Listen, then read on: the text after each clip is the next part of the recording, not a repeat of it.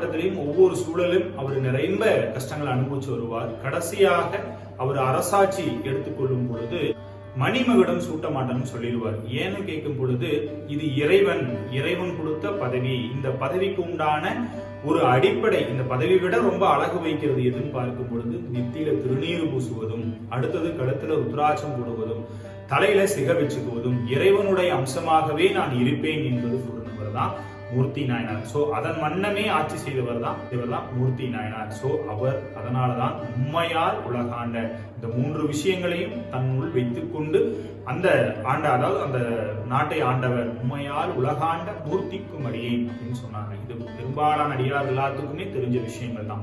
அடுத்த விஷயம் என்னன்னா, இந்த சிவனடியார் ஆகணும், சிவனடியாரா இருந்து வழிபாடு செய்யறவங்களுக்கு என்னென்ன தகுதிங்கிறது இந்த 63 நாயன்மார் வரலாறு இருந்தே நம்மளுக்கு ரொம்ப அழகா தெரியும். அதுலயும் இந்த மூர்த்தி நாயனாருடைய